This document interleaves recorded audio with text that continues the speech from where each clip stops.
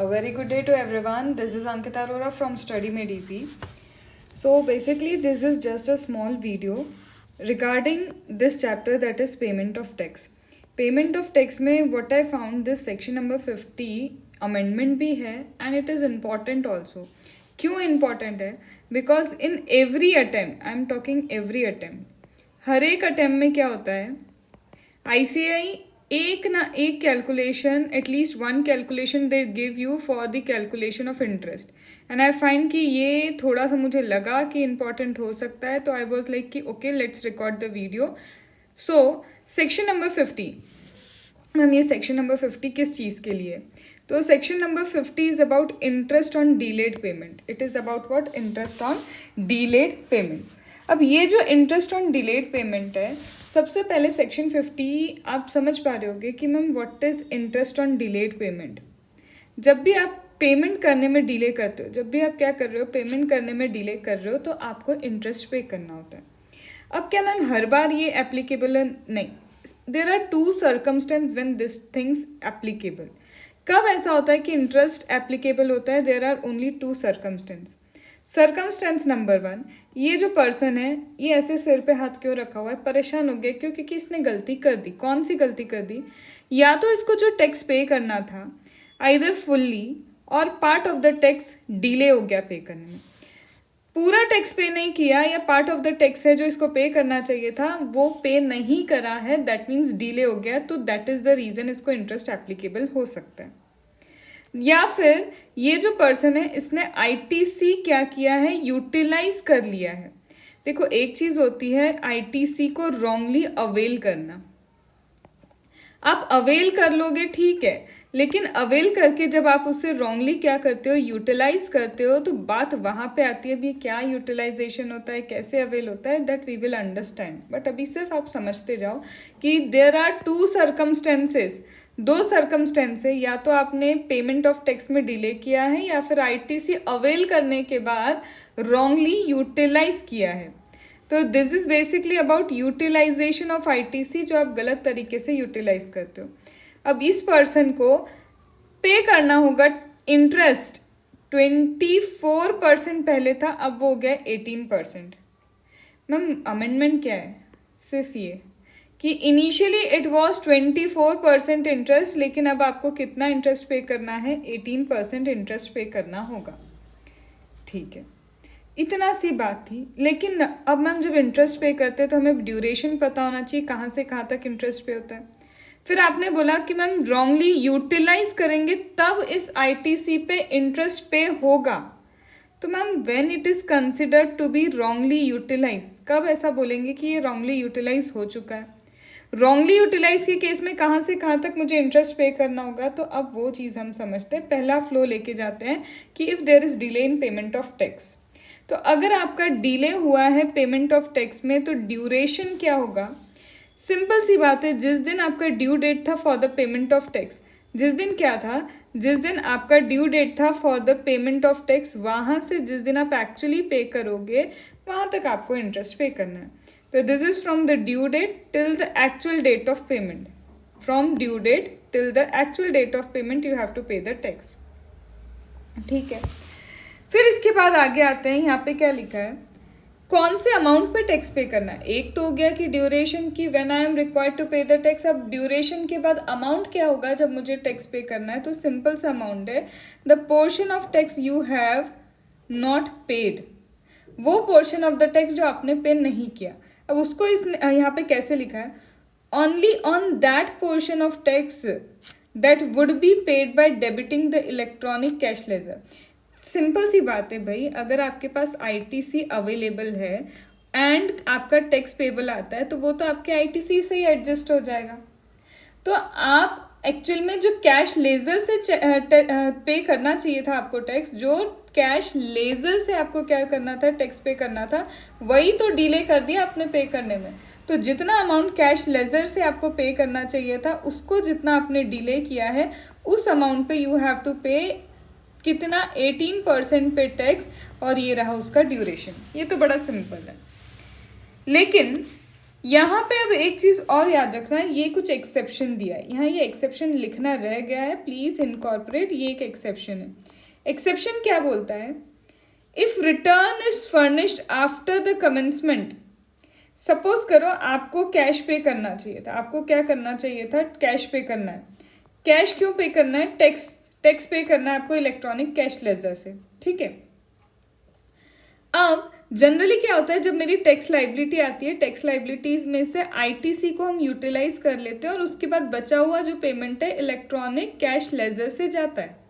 तो ये बोल रहे कि ऐसे तो आपको इस अमाउंट पे टैक्स पे करना था, इंटरेस्ट इस अमाउंट पे करना है, लेकिन आपने जो रिटर्न फाइल किया है वो इसीलिए फाइल किया क्योंकि 73-74 की प्रोसीडिंग्स कमेंस हो गई थी। 73 is what? Mistake you have done, and 74 is fraud misutilization. तो ये आपको 73-74 डिमांड एंड रिकवरी के चैप्टर में पता होगा कि what is 73-74।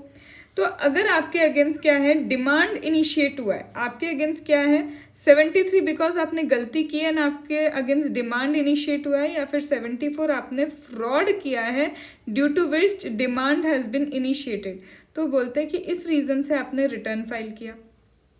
Even return file करने के बाद अब आपका टैक्स पेबल आया होगा, और ऑल्दो आपका आईटीसी है, इवन आपने क्या किया, रिटर्न फाइल किया, और रिटर्न फाइल करने के बाद आईटीसी अवेलेबल है, लेकिन इस केस में जब आप रिटर्न 73-74 के रीजन से फाइल करते हो, because of 73-74 the reason that you are paying the tax, तो यहाँ पे हम ये नहीं बोलेंगे कि interest would be paid on what you have to pay through cash ledger, नहीं। अब आपको ओवरऑल ग्रॉस टैक्स जो होगा ना, ग्रॉस टैक्स पे ही इंटरेस्ट पे करना है। अंडरस्टूड? इसका मतलब 73-74 के रीजन से whatever is the tax payable, वो एंटायर टैक्स पेबल पे आपको इंटरेस्ट कैलकुलेट करना है। 73-74 डिमांड रिकवरी में you have done this with me. Understood? Then फिर आते हैं tax liability in particular period declared in the return for subsequent period. यहाँ पे क्या बोलते हैं कि सपोज करो आपने जब रिटर्न फाइल किया, कुछ तो टैक्स लाइबिलिटी आपकी थी, अब वो उस समय ना आपने लिखी नहीं, अब सब्सिक्वेंट पीरियड में आके आप क्या कर रहे हो, वो टैक्स लाइबिलिटी क्या कर रहे हो, डिक्लेयर कर रहे हो। तो अब जब ये आप सब्सिक्वेंट पीरियड में कर रहे हो, तो इन सच ए केस ऑल्सो आईटीसी आपने अगर अवेल भी किया है तो आपको तो भी ग्रॉस टैक्स के ऊपर क्या करना होगा, इंटरेस्ट पे करना पड़ेगा। So this was the exception. तो पहला मेरा क्या हुआ, पहला सिंपल सी बात बोली गई थी कि अगर आपको क्या करना है, अगर आपको डिले किया है आपने पेमेंट करने में, आपने क्या किया, पेमेंट करने में कुछ डिले किया है, तो पेमेंट करने में आप ये जो डिले कर रहे हैं, इस केस में आपको क्या याद रखना है कि ये रहा ड्यूरेशन और इस अमाउंट पे आपको पे करना है, and this is the exception. अब जो इम्पोर्टेंट और है, इंटरेस्ट तब भी पे करना होता है मुझे जब मिस यूटिलाइजेशन ऑफ आईटीसी होता है। रॉन्गली अवेल तो कर लिया, अवेल करने के बाद I have utilised it.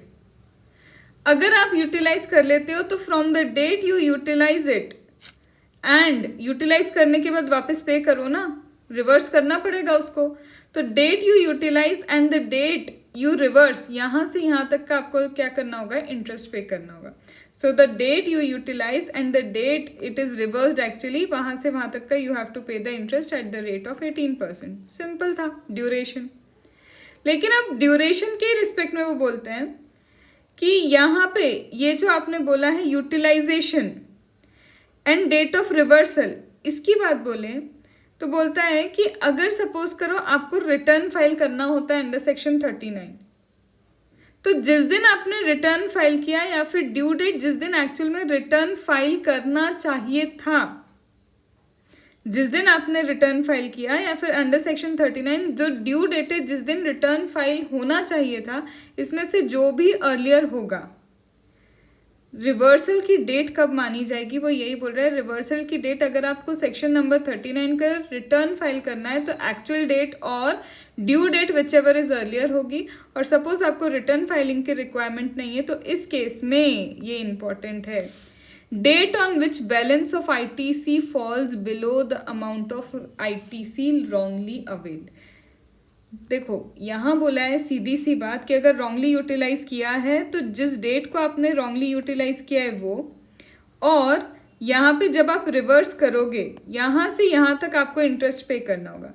But reversal कब होगा ये माना जाएगा कि अगर आपको रिटर्न सेक्शन 39 का फाइल करना है तो ड्यू डेट और date of filing the return whichever is earlier, और रिटर्न फाइल नहीं करना तो जिस दिन balance in ITC falls below, balance in ITC falls below, किस चीज से? Below what you have misutilised, उस अमाउंट से नीचे जाता है जो आपने क्या किया, रॉन्गली अवेल किया है। ये बैलेंस उस अमाउंट से नीचे जाता है जो आपने क्या किया है, रॉन्गली अवेल किया है। तो इस केस में फिर क्या होगा, यहाँ पे बोलता है कि जैसे ही ITC उस अमाउंट से नीचे चला गया जो आपने रॉन्गली अवेल किया है, तो यहाँ पे क्या बोलता है, दूसरे केस में ये जो डेट ऑफ रिवर्सल है वहां मानी जाएगी। तो देखो बेसिकली वो क्या बोलता है, समझो इस चीज को कि ITC wrongly availed said to be utilized when the balance in credit ledger falls below the ITC availed and the extent of utilization of ITC would be the amount by which balance in credit ledger falls। सीधी सी बात है, इस example के बारे में समझो बस। देखो जनवरी में आपके पास ITC था 10 लाख रुपीस, ठीक है, जनवरी है, जनवरी में आपके पास ओवरऑल ITC कितना था जो अवेलेबल था, 70 लाख था, जिसमें से आपने 10 लाख का ITC यूटिलाइज कर लिया, और ये जो यूटिलाइज हुआ ना ये रॉन्गली अवेल किया, सॉरी 10 लाख आपने अवेल किया और ये गलत अवेल हो गया। तो मेरे पास क्या था, ITC 70 लाख था जिसमें से 10 लाख मैंने रॉन्गली अवेल कर लिया।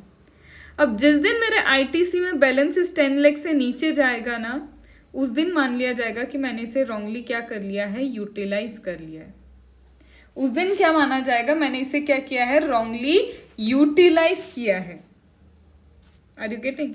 तो यहाँ पे वही चीज बोला है कि मैम रॉन्गली यूटिलाइज करना कब मानोगे, तो रॉन्गली यूटिलाइज करना मानोगे या तो जब आपको रिटर्न फाइल करना है या due date of filing return whichever is early, और अगर रिटर्न नहीं फाइल करते तो आप उस दिन मानोगे रॉन्गली यूटिलाइज। तो जितना आपने रॉन्गली अवेल किया, सपोज 10 लाख आपने रॉन्गली अवेल किया, तो जिस दिन ITC में बैलेंस 10 लाख से नीचे चला गया और आपने अब तक रिवर्स किया ही नहीं, तो वहां पे मान लिया जाएगा कि हो गया ये रॉन्गली यूटिलाइज। क्योंकि सीधी बात है आपने अवेल कर लिया, लेकिन क्रेडिट लेजर जो है ITC में अभी भी 70 लाख 80 लाख का ITC पड़ा है, तो गवर्नमेंट को कुछ नुकसान नहीं हुआ है। जैसे जनवरी में क्या किया आपने, 10 लाख रॉन्गली अवेल किया, आपके पास ओवरऑल 70 लाख का ITC था, बैलेंस बचेगा 60 लाख। फेब्रुवरी में और ITC यूटिलाइज किया for the payment of liability, अब कितना बचा है आपके पास ITC 40 लाख। मार्च में और 30 लाख ले लिया, अभी भी बचा है 10 लाख, कोई दिक्कत नहीं। लेकिन अप्रैल में जैसे ही आपने ये 10 लाख भी यूटिलाइज कर लिया, तो इसका मतलब अब बैलेंस जितना रॉन्गली अवेल किया था ITC उससे नीचे जा चुका है। तो अब हम बोलेंगे कि यस आपने क्या किया है, इसे रॉन्गली यूटिलाइज किया है। दैट मीन्स रॉन्गली यूटिलाइज कब होता है, या तो आपने 39 का रिटर्न फाइल करना है तो ड्यू डेट और date of filing whichever is earlier, या फिर ये केस जहाँ पे आपका ITC का balance below what you have wrongly availed उसके नीचे जाता है, तो हम उसे बोल देते हैं कि yes it is wrongly utilise. तो यहाँ याद रखना है ये टेन्योर, फिर ये टेन्योर में यूटिलाइजेशन की डेट क्या होगी, वो डेट आपको पिक करनी होगी। फिर पिक करने के बाद you will apply what that interest, and interest is now 18% interest instead of 24। So this was, I found कि अच्छा सेक्शन है पेमेंट ऑफ टैक्स में, सो आई फाउंड कि I must give you this. तो कुछ भी हो जाए इसको स्किप मत करना, अमेंडमेंट छोटा है लेकिन सेक्शन बड़ा अच्छा है। ओके चलो bye bye, I hope the studies are going well.